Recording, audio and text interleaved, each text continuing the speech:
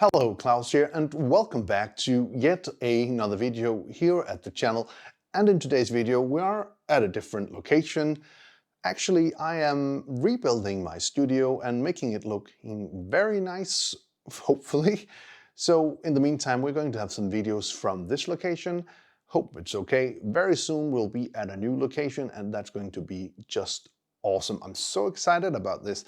But in today's video, we are going to have a look at 80s music video effect. If you remember Aha from the 80s Take On Me, the drawing effect, we're going to do an effect inspired by that using Davinci Resolve 16. Anyway, if you are new to this channel and want to learn filmmaking tips and trick learning Davinci Resolve and have a look at some pretty cool gear, this channel might be something for you, and I would recommend you to subscribe. So without further ado, let's go right to the video.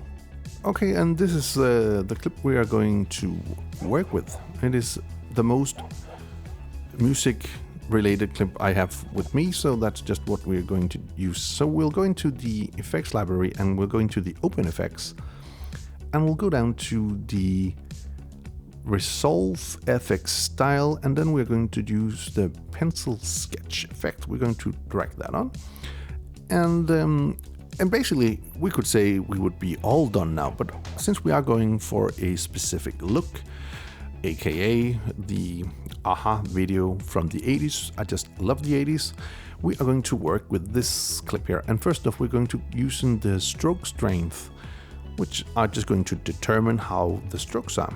And I feel like this is a pretty good spot to replicate the effect. Also the stroke detection, you can see what that actually does. It is going to make it very bad if we use that, so I'm not going to use that at all. Also the stroke length is the length of the strokes, and I feel like around here would be pretty usable.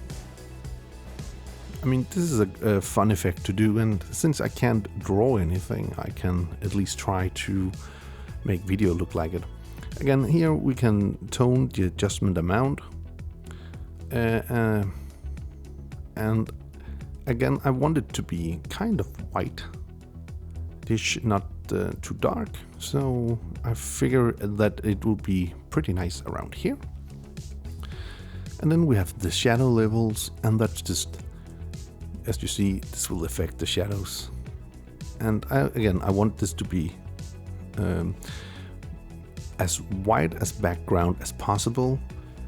So I am going to think it will be around here, maybe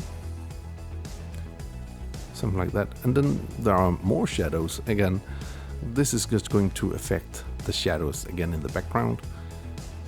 And since I do want this to be again in the wider aspect of color, I am going to bump that down to around here, I think. Something like that. Then we also have more midtone. We can play around, and again, if I boost it up and down, you can see that we are playing around with the backgrounds, and I'm not going to push that too much. I think we're going to find a point where it's actually nice. Something around here, I think. And then, of course, we have the next contender. It's the more highlights. And again, if we bump it up, you can actually see what we are doing. So in this case, I actually want this to be in the, not in the middle, but around the middle. Something around. Actually, maybe I want it to be here. That looks pretty good, I think. The next thing we have is the sketch texture controls. And here I am going to take the texture amount and I'm going to push that all the way up because I want to do these lines. As you remember from the video, it has that. And then we have a texture detection, and I'm also going to mess around a little bit with that. You can see what that does. Then it's going to show you which direction the texture is actually moving. So I think maybe here is for now okay. something like that. A little more, maybe. And the next thing is, as we see here, we have the texture length, and that's just the length of the texture. And we are going to, if we go all the way down, it's not nice, and it doesn't make those long lines like we want. So let's keep something like that. I think maybe we'll bump it down a little bit. Let's say something like this. And the next is the random seeds, and this is just how much they are going to move, and we are going to bump this up to 5, I think, or maybe 8 or 9. So let's just like 8. Let's try that and have a look at it. Yeah, that's quite fun.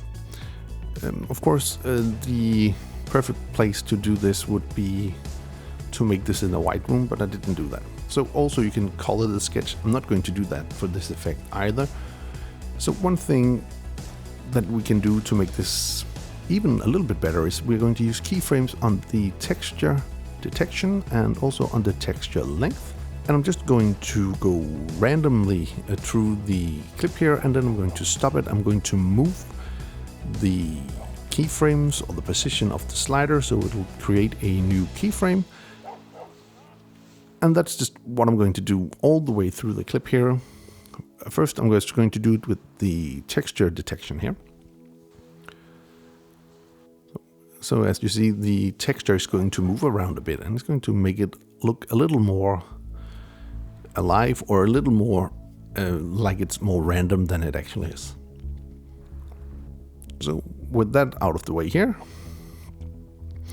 I'll go back to the beginning, and I'm also going to go to the texture length. I'm going to do the exact same thing, but again, it's going to be pretty random how I'm doing it. So it's just what I feel like. So it will be again random in length and in the direction the strokes are moving, actually. Something like that. I'm just going to do this very quickly. Of course, you could use a lot of time fixing this and making it look very unique, but now we're just doing it for the sake of the tutorial anyway. Okay, with that out of the way, that's just something missing. Just a little thing, because of the way this was shot. I do have these aspect ratio bars up here, and I'm just going to go output blanking, and I'm going to take the 2.35, which I do like. So here we have a 80s music video inspired video about using the pencil sketch tool in Davinci Resolve. Anyway, I do hope you found this video useful. If you did, please hit that subscribe button, give the video a like, share it with your friends if you think it will help them out. And if you want to be notified every time there's a new video on this channel, please hit that bell icon down in the corner. Until next time, keep filming, keep learning, and keep sharing.